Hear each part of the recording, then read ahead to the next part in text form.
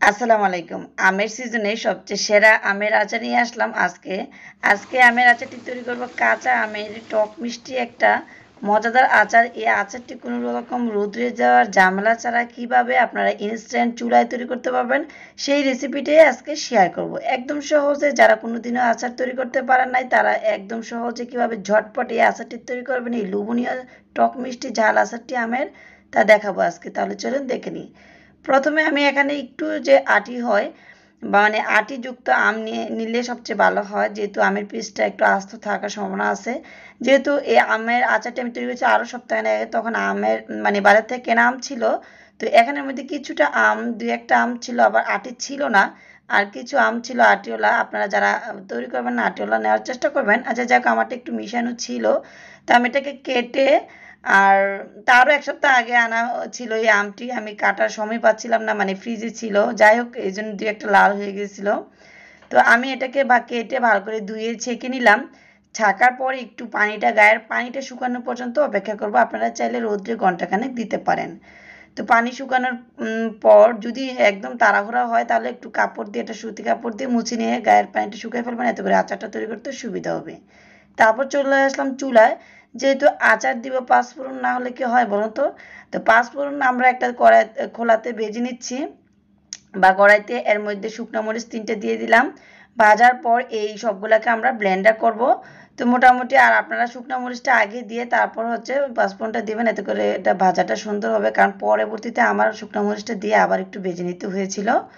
যাই হোক, আমি শুকনো ব্লেন্ডারে যে জারটাতে আমরা গুঁড়া করি সেই গুঁড়া দিয়ে একটা হালকা করে গুঁড়া করে নিলাম। অতিরিক্ত মিহি করার দরকার নেই, আর কিছুটা আস্ত থাকলেই হবে। দেখুন গুঁড়া করা হয়ে গেল আমাদের। এখানে প্রায় 2 টেবিল চামচ পরিমাণ ছিল, আর আমের পরিমাপ ছিল প্রায় 1 কেজির চেয়ে সামথিং একটু বেশি। তো সেই অনুযায়ী আমরা মশলাপাতি নিয়েছি রসুন পেস্ট, 2টা ছোটো সাইজের রসুন পেস্ট নিয়েছি, আর একটু সরিষা নিয়েছি, সাদা সরিষাটা, আর নিয়েছি 1/2 কেজির মতো গুড়। এখন আমরা দিয়ে দিচ্ছি প্রায় 1/2 কাপ পরিমাণ তেল। তাই চাইলে কিন্তু একটু বেশি দিতে পারবেন, বা তেল ছাড়াও এই আচারটি করতে পারবেন। তো একটু তেল দিলে একটু বেশি দিন রাখলে সুন্দর থাকে, ভালো থাকে, আর একটু খিচুড়ির সাথেও খাওয়া যায় একটু তেল আচারটা। তো তার মধ্যে আমি 2টা শুকনো মরিচ দিই। সেই যে ছিল 2টি রসুন, একটা হালকা করে আমি একটু ছেঁচে নিয়েছি রসুনটা, যাতে করে সুন্দর একটা ফ্লেভার আসে, আর তো আস্তে আস্তে যাতে বোঝা না যায়। যাই হোক, রসুন ছেঁচাটা দিয়ে তারপর আমি দিয়ে দিলাম সাদা সরিষা বাটাটা, শুকনো শুকনো করে বেটে নিয়েছি। যেহেতু আমরা কোনো রকম মানে রোদে শুকানোর ঝামেলা ছাড়াই আমরা কীভাবে ইনস্ট্যান্ট তৈরি করব। আর হ্যাঁ, আমার এই ছিলার পরে মানে ঝাঁকিতে রাখার পর একটু সময় নিয়েছিল, সেই জন্য আমি রান্নাঘরের বারান্দায় রেখে দিয়েছিলাম জাস্ট গায়ের পানিটা শুকানোর জন্য। তো আপনারা চাইলে কিন্তু ঘন্টাখানেক রোদ্রে দিতে পারেন। আমি একটু সময় নিয়েছিলাম, আমি একটু ব্যস্ত ছিলাম। তো দেখলাম যে গায়ের কালারটা মোটামুটি হালকা একটু কালারটা চেঞ্জ হয়ে আসছে, মানে গায়ের পানিটা ভালো করে শুকিয়ে আসছিলো। যদি আপনারা চাইলে কিন্তু না শুকিয়ে করতে পারবেন। সেক্ষেত্রে যেহেতু আমার এই আমগুলোর মধ্যে কিছুটা আম হচ্ছে একদম আটি হয় না, কিছুটা আমের আটি হয়েছে, মেশানো আম ছিল, সেই জন্য চাচ্ছি যে একটু শুকিয়ে তাড়াতাড়ি করে ফেলবো, কারণ গায়ের পানিটা যদি না থাকে পানি উঠবে না অতিরিক্ত আচার তৈরি করার সময়, সেই ক্ষেত্রে গলে যাবে না অতিরিক্ত। তো আমি কিন্তু এর মধ্যে আপনারা দেখতে পেলেন যে শুকনা মরিচের গুঁড়া 1 চা চামচ, আর লবণ দিয়ে দিলাম স্বাদ মতো। আসলে স্বাদ মতো বললাম কারণ অনেকের আম একটু মিষ্টি টাইপের থাকবে, একটু টক থাকবে, আপনাদের স্বাদ মতো দিবেন। আমি এখানে 1 চা চামচ দিয়েছি, প্রয়োজন হলে আরও দিব। আর যে গুড়টা প্রায় 1/2 কেজি কাছাকাছি, এখানে গুড় দিয়ে দিলাম। তো গুড়টা দিয়ে একটু নেড়ে চেড়ে নিয়েছি প্রথমে সরিষার তেলের সাথে আমগুলা। তারপর হচ্ছে গুড়টা দিয়ে দিলাম নেড়ে চেড়ে। এখন আমি যে মশলাটা পুরাটাই কিন্তু দিব, একটু পরপর দিব পাঁচফোড়নের মশলাটা। তো একটু দিয়ে নিলাম। দেখুন এত লোভনীয় লাগতেছিল এই আমের আচারটা। তো অবশ্যই বাসায় ট্রাই করবেন আপনারা। একটু একটু বড় সাইজের পিসটা রাখবেন, আর একটু গায়ের পানিটা শুকিয়ে আচারটা করবেন, এতে করে কোনো রকম মানে তেমন একটা পানি উঠবে না। আচার তৈরি করার সময় তাড়াতাড়ি হয়ে যাবে কাজটা, সেই জন্য বেসিক্যালি। আর হাতে একবারে সময় না থাকলে আপনারা চাইলে ধোয়ার সাথে সাথে করতে পারেন। সেই ক্ষেত্রে একটু আস্তে আস্তে করে সাবধানে নাড়বেন, এতে করে পিসটা বেশি একটা গলে গলে যাবে না, যেহেতু আমরা একটু আচার তৈরি করেছি। চাটনি যাতে না হয় সেদিকে খেয়াল রাখবেন।